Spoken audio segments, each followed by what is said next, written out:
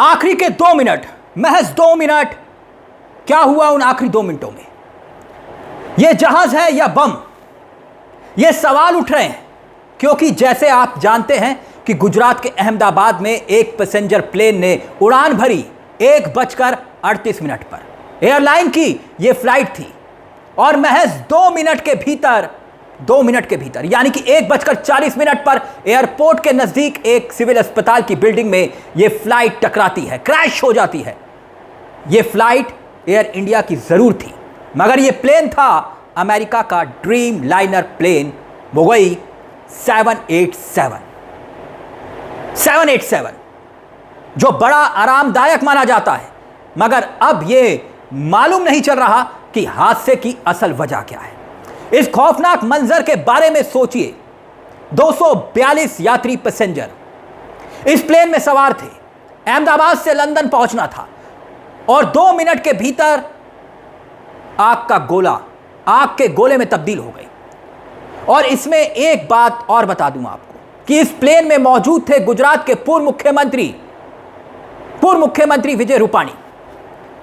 अब महज अंदाजा लगाइए आप और हम, कोई भी प्लेन में मौजूद हो, दाखिल हो, टेक ऑफ करने वाली हो फ्लाइट, मगर कुछ ही मिनटों के बाद पता चले कि यह जिंदगी का आखिरी सफर बन गया। अब सबके जहन में बस एक ही सवाल है कि आखिरकार यह हादसा हुआ तो हुआ कैसे। यह ट्विन इंजन प्लेन था।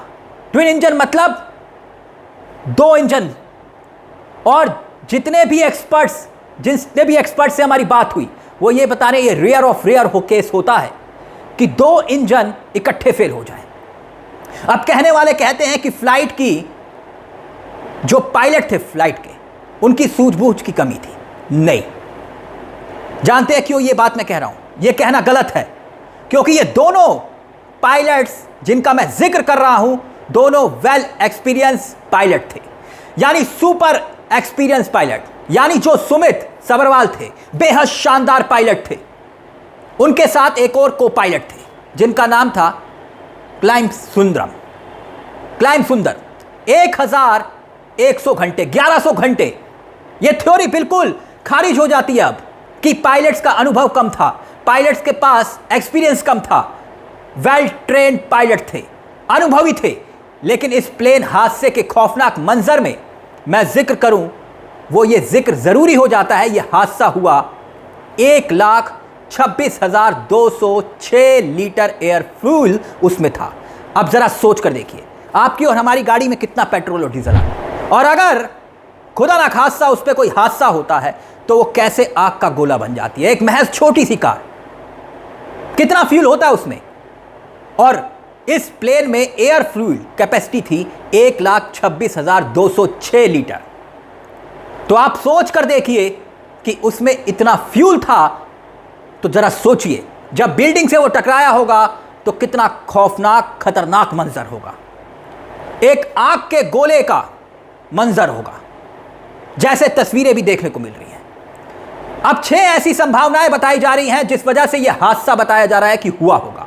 संभावना 1 वो ये कि दोनों इंजन एक साथ फेल हो गए होंगे, यह भी बहुत मुश्किल है। संभावना नंबर 2 किसी पंछी का प्लेन से टकराना, यह संभावना भी जताई जा रही है। तीसरी संभावना कंट्रोल सिस्टम जाम हो गया हो, इंजन का फ्यूल सप्लाई बंद हो गया हो, यह संभावना है। और 5वीं संभावना ये कोई बड़ी तकनीकी खराबी जिसका कोई हल नहीं था, जिस वजह से यह हादसा हुआ। और 6ठी बड़ी संभावना ये कि पायलट की मानवीय भूल, जो कि बहुत कम दिखाई देती है। वैसे बोइंग 787 ड्रीम लाइन, इस पर विवाद एक लंबी श्रृंखला है। पहला विवाद शुरू हुआ जनवरी 2013 में। वो तब सामने आया जब एक शिकायत मिली। शिकायत यह कि दोनों विमान लिथियम आयरन बैटरी में आग लगती है। और इसका नतीजा क्या हुआ कि 3 महीने के लिए सभी ड्रीम लाइनर विमानों की उड़ानों को रोक लगा दी जाती है। एक और विवाद आता है, यह दूसरा विवाद था 2020-2022 में। सामने तब आया जब ड्रीम लाइनर की मैन्युफैक्चरिंग में कई तरह की गड़बड़ियों की बात सामने आई।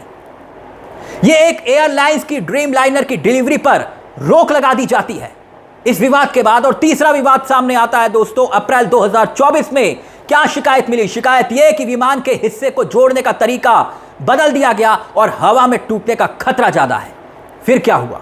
शिकायत पर हुआ यह कि ड्रीमलाइनर 787 को पूरी तरह से सुरक्षित बताया गया। कहा ऐसी कोई बात नहीं है, कुछ नहीं है, सब कुछ ओके है, ऑल इज वेल है। मगर विवाद यहां खत्म नहीं हुआ। मार्च 2024 एक और शिकायत मिली। शिकायत यह कि बोइंग में काम कर चुके जॉन ब्रैटनेट ने सेफ्टी को लेकर सवाल उठाए। जॉन ब्रैटनेट की रहस्यमयी हालत में मौत हो गई। अब बोइंग 787 ड्रीमलाइनर का 5वां विवाद तब सामने आया दोस्तों। यह साल था 2024, यानी पिछले साल, जब जापान में एक विमान से हाइड्रोलिक आयरन लीक हुआ। फिर क्या हुआ? कई एयरलाइंस ने अपने विमानों को अस्थायी रूप से ग्राउंड कर दिया, रोक लगा दी। मगर अभी भी कई इफ और बट हैं। ये तो महज आशंकाएं हैं, मगर लगातार एक के बाद एक हादसे हो रहे हैं। क्योंकि 12 नवंबर 1996 से अगर मैं जिक्र करूं, उन तारीखों का जिक्र करूं, हरियाणा के चाकरी दादरी में क्या हुआ था? 2 प्लेन आपस में टकराए, 349 यात्रियों की मौत हो जाती है। 1 जनवरी 1978 मुंबई से उड़ान भरकर अरब सागर में प्लेन जाकर गिरता है, 213 यात्री इसमें मर जाते हैं। 22 मई 2010 मंगलोर में खाई में एक प्लेन गिरता है, 158 लोग अपनी जिंदगी खत्म कर देते हैं, उनकी जिंदगी खत्म हो जाती है। इसके बाद 26 अप्रैल 1993 औरंगाबाद एयरपोर्ट पर ट्रक से फ्लाइट टकराई, 55 लोगों की जान चली गई। 7 अगस्त 2020 को भी हादसा होता है, Air India Express plane crash होता है और 21 यात्रियों की जान चली जाती है। अब कहने वाले कहते हैं कि कारें जब हम चलाते हैं, किसी कार की 10 साल की रिटायरमेंट की आयु होती है। 10 साल में कहा कि ये कार डंप कर दीजिए, लेकिन 12-13 साल पुराने विमानों में यात्री ढोए जा रहे हैं। क्यों? क्योंकि सरकार के लिए यात्रियों की जान से ज्यादा मुनाफा प्यारा है क्या?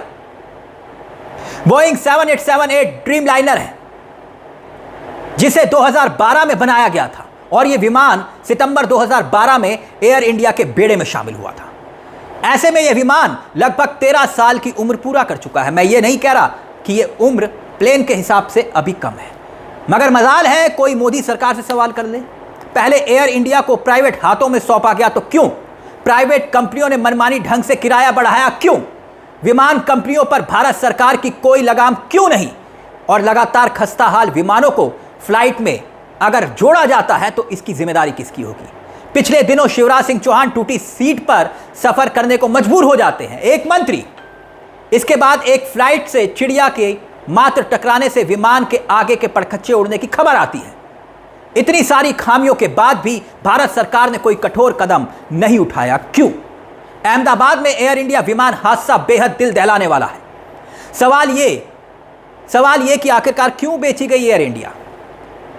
क्यों किया गया यात्रियों की जान से समझौता?